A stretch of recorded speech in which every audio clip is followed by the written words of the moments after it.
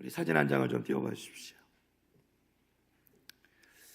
자, 이 사진이 뭐냐면 보통 이제 이맘때가 되면 교회마다 이 예수님의 탄생하신 그 이렇게 말 구육관을 예쁘게 모형으로 만들어서 이렇게 전시를 하게 됩니다.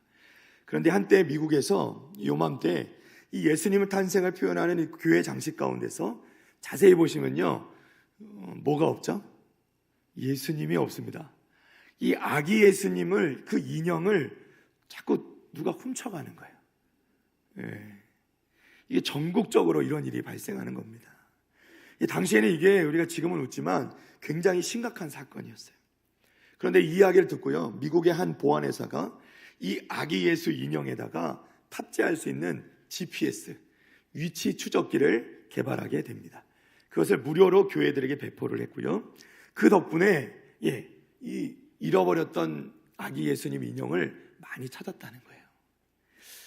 이 감리교회 하나가 있었는데 이곳은 이 GPS로 실제로 아기 예수 인형을 훔쳐갔던 이 10대 소녀를 찾아내서 그 손에 들려있는 아기 예수님 인형을 되찾을 수 있게 됐다는 거죠.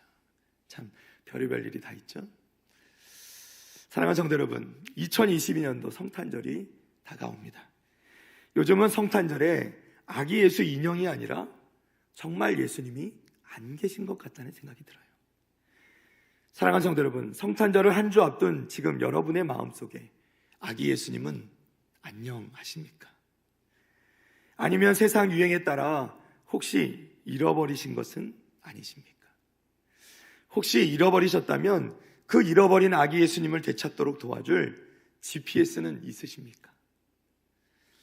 성탄절을 한 주 앞둔 오늘 우리는 다시 한번 우리에게 유일한 GPS가 되어줄 하나님의 말씀을 통해서 이 예수님에 대해서 다시 한번 생각하는 시간을 가지고자 합니다.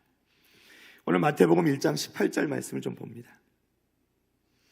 예수 그리스도의 나심은 이러하니라. 아멘. 아멘. 신약성경 맨 앞에 등장하는 이 마태가 기록한 마태복음의 예수님의 탄생 이야기는 이렇게 시작됩니다.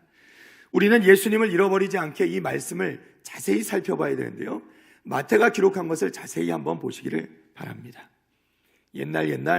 먼 옛날에 호랑이가 담배 피던 시절에, 이렇게 시작되지 않습니다. 무슨 말씀이죠?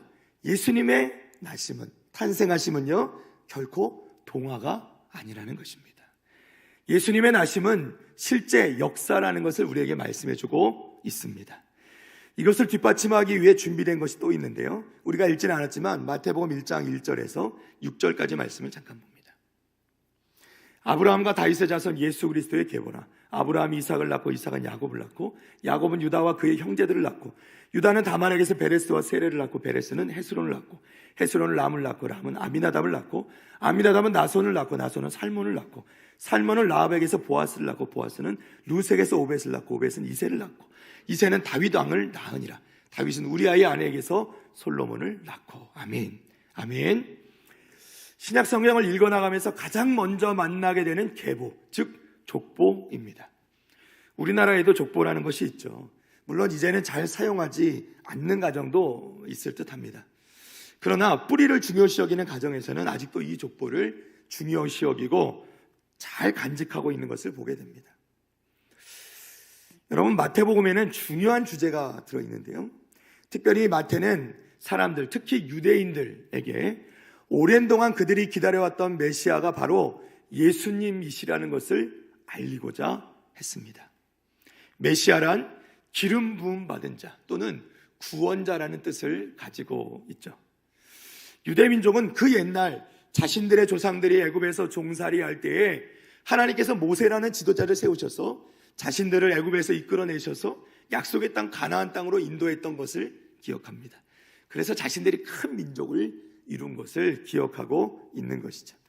그리고 이제 다시 자신들을 이 로마의 세력 가운데서, 그 압제 가운데서 자신들 백성들을 해방시켜줄 강력한 지도자, 그리고 구원자가 되실 메시아를 기다리고 있었던 것입니다.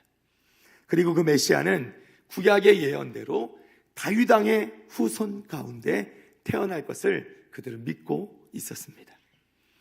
마태복음은 예수님께서 바로 그들이 기다리는 그 메시아, 선지자가 예언한 바로 그 메시아이심을 증거하고자 한 것이죠. 그래서 마태복음 첫 부분을 어찌 보면 알지도 못하는 사람들의 이름을 쭉 열거하는 족보로 시작하고 있는 것입니다. 다시 한번 우리 마태복음 1장 1절 말씀 볼까요? 아브라함과 다윗의 자손 예수 그리스도의 계보라. 아멘. 이 한 절이 유대 민족들에게는 예수님이 메시아이심을 가리키는 매우 중요한 기준점이 되는 것입니다. 성도 여러분, 마태는 이스라엘 백성들이 기다리던 그 사건이 이제 베들레헴 구유에서 아기 예수님이 태어나시는 그 사건을 통해서 이 땅 가운데 실제로 일어나게 되었음을 분명히 알려주고자 하는 것이죠. 그리고 그 예수님이 지금 우리에게도 실제하시며 우리 가운데 살아계시며 우리 주 예수 그리스도가 되심을 믿으시기를 바랍니다. 사랑하는 성도 여러분, 예수님의 탄생은 실제 역사임이 분명합니다. 동화에나 나오는 이야기가 아님을 여러분 꼭 기억하시기를 바랍니다. 요한복음 1장 1절에 3절까지 말씀입니다. 태초에 말씀이 계시니라. 이 말씀이 하나님과 함께 계셨으니 이 말씀은 곧 하나님이시니라. 그가 태초에 하나님과 함께 계셨고 만물이 그로 말미암아 지은 바 되었으니 지은 것이 하나도 그가 없이는 된 것이 없느니라. 아멘. 할렐루야. 자, 태초에 말씀이 계시니라. 이 말씀이 하나님과 함께 계셨으니 이 말씀은 곧 하나님이시니라. 여기서 말씀은 누구입니까? 예수 그리스도. 예수님이 바로 말씀이십니다. 태초부터 계셨고 하나님과 함께 계셨으며 이 말씀이 곧 누구라고요? 하나님이시라. 할렐루야. 그가 태초부터 하나님과 함께 계셨다는 거예요. 자, 이 말씀에 나오는 이 말씀이 하는 예수님이시고 또한 하나님이신 분이 예수님이신데 요한복음 1장 14절 말씀 봅니다. 말씀이 육신이 되어 무엇이 되어? 육신이 되어 우리 가운데 거하시며 우리가 그의 영광을 보니 아버지의 독생자의 영광이요 은혜와 진리가 충만하더라. 아멘. 자, 따라서 해볼까요? 말씀이 육신이 되어. 다시 한번 말씀이 육신이 되어. 할렐루야. 우리가 성탄절을 기다리면서 잊지 말아야 될 말씀이 있다면 바로 이것이죠. 말씀이 육신이 되어. 이것이 바로 예수님이세요. 성탄절은 우리를 구원하시기 위해서 그 말씀이 육신이 되어 아기로 육신을 입고 인간이 되어 이 땅에 오신 예수님의 탄생을 축하하고 감사하는 날이라는 거예요. 할렐루야. 저희 첫째 아들의 생일이 예수님 생일의 전전날입니다. 별로 관심이 없으시죠? 12월 23일인데요. 사실 저희 큰아들이 태어날 때 예정일이 1월 1일이었습니다. 예정보다 조금 일찍 태어난 것이죠. 1월 1일이 예정이라고 했을 때 저는 사실 살짝 기대를 했습니다. 혹시 방송국에서 취재를 나올까 해가지고. 그런 거 아시죠? 1월 1일에 가장 먼저 태어난 아이를 방송국들이 취재를 나옵니다. 그렇죠. 미리 수소문을 해요. 병원마다. 산부인과를 돌면서 1월 1일이 예정일이 되는 아이들을 찾아봅니다. 그 상태를 보고 거기다 미리 이제 방송팀을 배치를 하는 거죠. 그래서 제가 개인적으로 최대한 시간 조절을 잘해서 좀 1월 1일에 맞춰서 나와보라고 아내에게 이야기를 하고 싶었는데 그렇게 하지는 못했습니다. 혼날 것 같아서. 제가 낳는 게 아니기 때문에. 그런데 여러분, 1월 1일에 가장 먼저 태어나는 아기로 선정될 가능성이 얼마나 될까요? 우리 아기 사진 한번 볼까요?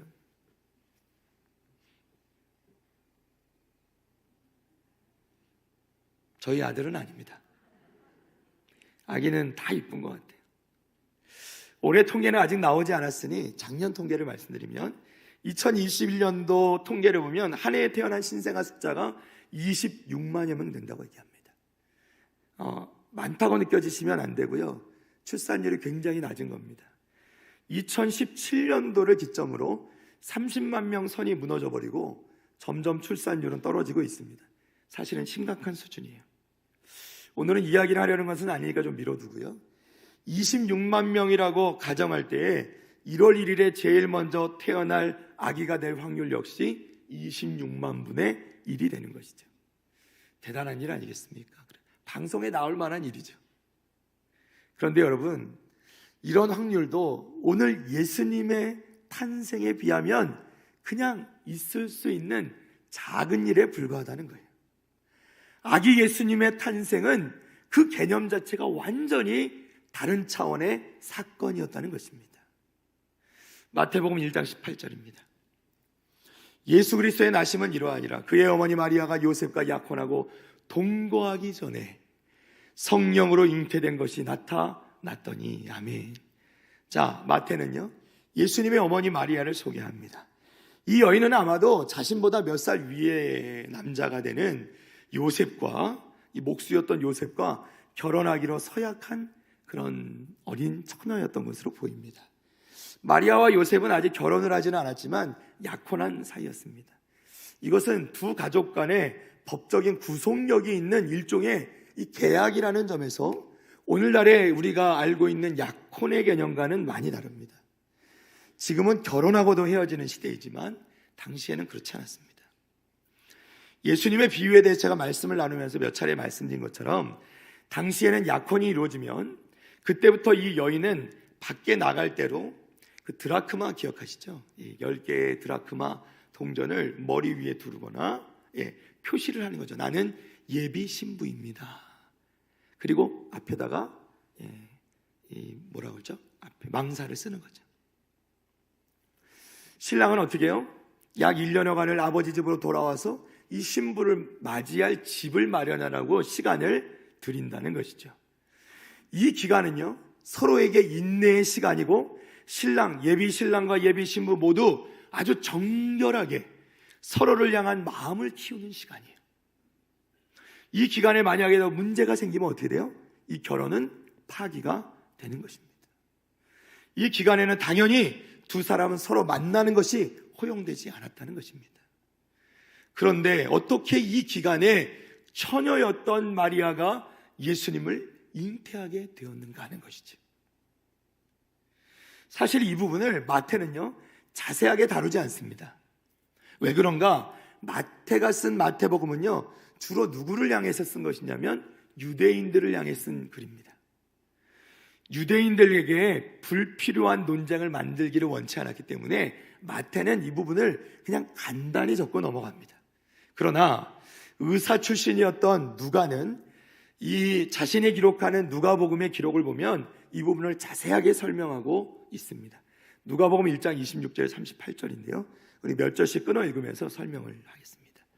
26절입니다. 여섯째 달에 천사 가브리엘이 하나님의 보내심을 받아 갈릴리 나사렛이라는 동네에 가서 다윗의 자손 요셉이라는 사람과 약혼한 처녀에게 이르니 그 처녀의 이름은 마리아라. 그에게 들어가 이르되 은혜를 받은 자여 평안할지어다. 주께서 너와 함께 하시도다 하니 처녀가 그 말을 듣고 놀라 이런 인사가 어찌함인가 생각하며. 아멘. 자, 마리아는요, 갑작스러운 천사 가브리엘의 방문에 깜짝 놀랄 수밖에 없었습니다. 그러자 천사가 이 마리아를 먼저 안심시키죠. 은혜를 받은 자여 평안할지어다. 그렇죠? 그리고 계속해서 이야기를 이어갑니다. 30절입니다. 천사가 이르되 마리아여 무소하지 말라. 네가 하나님께 은혜를 입었느니라. 보라, 네가 잉태하여 아들을 낳으리니 그 이름을 예수라 하라. 그가 큰 자가 되고 지극히 높으신 이의 아들이라 일컬어질 것이요 주 하나님께서 그 조상 다윗의 왕위를 그에게 주시리니 영원히 야곱의 집을 왕으로 다스리실 것이며 그 나라가 무궁하리라. 아멘. 자, 이건 더 놀랄 일 아닙니까? 처녀인 마리아가 잉태를 하게 될 것이라는 겁니다. 그리고 그 아기가 다윗의 왕위를 이어받아 장차 이스라엘을 다스리게 될 왕이 될 것이라 이렇게 말하고 있는 거예요. 34절입니다. 마리아가 천사에게 말하되 나는 남자를 알지 못하니. 뭐라고요? 남자를 알지 못하니 어찌 이 일이 있으리까. 아멘. 남자를 알지 못한다는 건 무슨 얘기죠? 내가 남자를 만나서 그 육체를 부딪힌 적이 없는데 내가 어떻게 아이를 낳을 수가 있습니까? 하는 얘기죠. 어떻게 하나님 말씀을 천사가 이렇게 전하는데 이렇게 반응할 수 있어요? 당연히 감사합니다 하면서 받아야지. 그렇죠? 아니죠. 마리아의 반응이 당연한 것 아니겠습니까? 이게 지극히 정상이죠. 아니, 처녀가 어떻게 아이를 낳을 수 있습니까? 이렇게 묻는 것이 지극히 정상이라는 겁니다. 자, 그런데 35절에 천사가 다시 이야기합니다. 천사가 대답하여 이르되 성령이 네게 임하시고 지극히 높으신 이의 능력이 너를 덮으시리니 이러므로 나실 바 거룩한 이는 하나님의 아들이라 일컬어지리라. 보라, 네 친족 엘리사벳도 늙어서 아들을 배었느니라. 본래 임신하지 못한다고 알려진 이가 이미 6달이 되었나니 대저 하나님의 모든 말씀은 능하지 못하심이 없느니라. 아멘. 아멘. 천사의 대답은 무엇입니까? 네가 성령으로 말미암아 잉태하게 될 것이라는 거예요. 그러면서 세례 요한을 낳게 될 엘리사벳 얘기를 합니다. 나이가 많아 임신하지 못한다고 했는데 봐라, 임신했지 않느냐? 벌써 6개월이 되었다. 그리고 하시는 말씀이 뭡니까? 하나님의 모든 말씀은 능하지 못하심이 없느니라. 아멘. 할렐루야. 자, 이 말씀을 듣고 마리아가 어떻게 반응합니까? 38절입니다. 마리아가 이르되 주의 여종이오니 말씀대로 내게 이루어지다며 천사가 떠나가니라. 아멘. 할렐루야. 어떻게 반응합니까? 아멘 했다는 거예요. 아멘 했다는 겁니다. 이 사건을 신학적으로는 동정녀 탄생이라고 부릅니다. 동정녀란 처녀를 이야기하죠. 동정녀 탄생. 이것은 기독교 신학의 기초가 됩니다. 우리들의 신앙은 여기서부터 시작이 되는 것이죠. 이 놀라운 기적의 사건에 마리아는 아멘으로 순종했다는 것입니다. 사랑하는 성도 여러분, 아기 예수님은 죄된 인간의 혈통으로 나신 분이 아니십니다. 아담으로부터 시작된 그 내려오는 원죄를 가지고 계시지 않는 유일하신 분이 우리 예수님이신 것을 여러분 믿으시기를 바랍니다. 그래서 예수님만이, 그분만이 우리의 유일한 구원자가 되실 수 있는 것이죠. 예수 그리스도, 우리를 구원하신 하나님은 통일교의 문선명이나 신천지의 이만희 같이 그 죄된 육체로 이 땅에 태어난 인간이 아니라는 것입니다.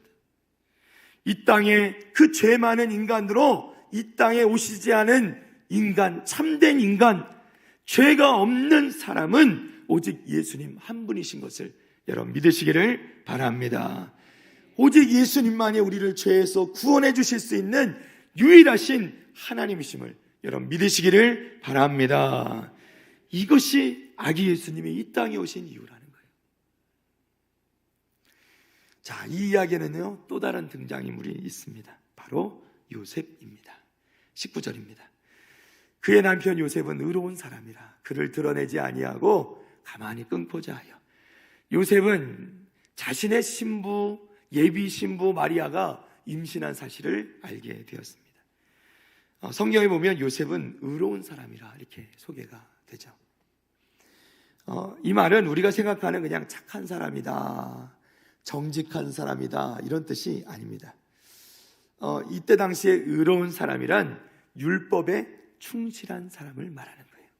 그러니까 이 상황에서 이 요셉을 의로운 사람이라 이렇게 소개한다는 건 요셉은 율법을 따라 사는 사람이다 이렇게 설명을 하는 거죠. 자, 그러면 이 율법은 지금 이 요셉이 당하고 있는 이 상황에 대해서 뭐라고 말씀하실까요? 마리아는 간음죄로 요셉이 그녀를 당장이라도 돌로 쳐 죽여도 마땅한 상황이라는 것입니다.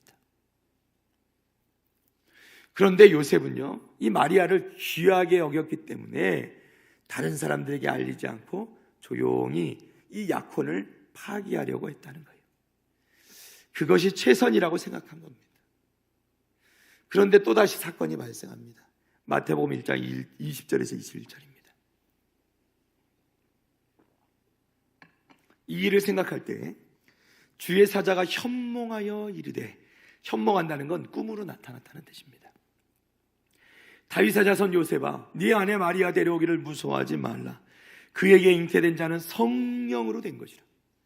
아들을 낳으리니 이름을 예수라 하라. 이는 그가 자기 백성을 그들의 죄에서 구원할 자이심이라 하니라. 아멘. 할렐루야. 천사가 요셉에게도 꿈으로 나타나는 거예요. 그리고 그 천사가 마리아의 말이 진실이라는 것을 증거하는 겁니다. 그리고 예수님이 어떤 분이신지를 말씀하고 계세요. 그러나 여러분, 여전히 요셉의 마음 가운데 두려움이 있었을까요? 없었을까요? 당연히 있었을 것입니다. 있을 수밖에 없습니다. 아무리 내가 자신이 그것을 받아들인다고 할지라도 주변 사람들이 인정하지 않을 것이라는 것이 보이기 때문이죠. 그러나 요셉은 천사의 말을 듣고 하나님의 말씀을 믿고 믿음으로 그것을 역시 요셉고 아멘으로 받았습니다. 24절 25절입니다. 요셉이 잠에서 깨어 일어나 주의 사자의 분부대로 행하여 그의 아내를 데려왔으나 아들을 낳기까지 동침하지 아니하더니 나음의 이름을 예수라 하니라. 아멘. 할렐루야. 요셉은 주저하지 않았습니다. 더 이상 주저하지 않고 마리아를 데려와 결혼을 했습니다. 그리고 천사의 전한 말씀대로 아기의 이름을 태어난 이후에 예수라 지었습니다. 여러분, 당시에 이스라엘의 아버지의 가장 큰 특권 중에 하나는 자신의 자식의 이름을 짓는 거예요. 그런데 요셉은 자신의 권리를 내려놓고 하나님의 말씀을 믿음으로 따름으로 순종함으로 그 자신의 아들의 이름을 예수라, 그 첫 아들의 이름을 예수라 지었다는 거예요. 그분의 이름은 여호와께서 구원하신다는 뜻이었어요. 의외로 당시에는 이 예수란 이름이 평범한 이름 중에 하나였습니다. 그러나 예수님만은 그 예수란 이름을 받을 때 그 여호와께서 구원하신다는 그 이름을 이루실 수 있는 진정한 구원자가 되셨다는 것이죠. 그리고 우리가 마지막으로 중요한 말씀을 살펴보는데요, 22절 23절입니다. 이 모든 일이 된 것은 주께서 선지자로 하신 말씀을 이루려 하심이니 이르시되 보라, 처녀가 잉태하여 아들을 낳을 것이요 그의 이름은 누구라? 임마누엘이라 하리라 하셨으니 이를 번역한즉 뭐라고요? 하나님이 우리와 함께 계시다 함이라. 아멘. 할렐루야. 다시 한번 말씀드리지만 오늘 말씀 가운데 마태는 실제로 이 모든 일이 일어났다라는 역사적 사실을 우리에게 말씀해주고 있습니다. 이것을 위해서 마태가 이야기하는 것은 마태가 살던 당시로부터 약 700여 년 전에 있었던 이사야 선지자가 유다 왕이었던 아하스 왕에게 그 한 말씀을 인용하고 있는 거예요. 당시 유다 나라의 왕이었던 아하스는요, 자신의 이 가문이, 그 자신의 혈통이 계속되리라는 그 징조를 이사야 선지자에게 요구합니다. 그런 아하스 왕에게 이사야 선지자는 놀라운 약속으로 응답해요. 그게 바로 이사야서 7장 14절 말씀입니다. 그러므로 주께서 친히 징조를 너희에게 주실 것이라. 보라, 처녀가 잉태하여 아들을 낳을 것이요 그 이름을 임마누엘이라 하리라. 아멘. 자, 처녀가 잉태하여 낳은 아들, 기적의 아들, 기적의 아기가 태어나게 될 텐데 그분이 바로 우리 예수님이시고, 그분이 임마누엘 하나님이시고, 그분이 우리와 함께 하실 하나님이심을 우리에게 말씀해주고 계시는 거예요. 그분이 즉 하나님이시다는 것이죠. 말씀을 정리합니다.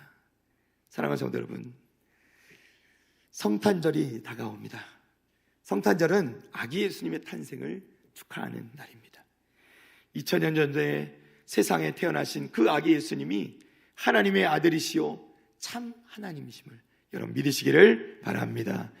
여러분, 예수님께서 이 땅에 오신 목적은 오직 우리를 구원하시기 위함이요, 죄 없는 몸으로 이 땅에 오신 참 인간이시오 참 하나님이신 그 예수님께서 우리를, 모든 인류를 구원하시기 위해 이 땅에 오셨음을 여러분 믿으시기를 바랍니다. 그분은 우리를 구원하시기 위해 이 세상에 오시되 처녀의 몸에서 태어나셨습니다. 그 예수님이 지금도 임마누엘, 그 이름과 같이 우리와 함께 계시는 하나님이심을 믿으시기를 바랍니다. 주님이 이 땅에 오신 이유는 우리와 영원토록 함께 계시기 위함이고 임마누엘 하기 위함임을 여러분 믿으시기를 바랍니다.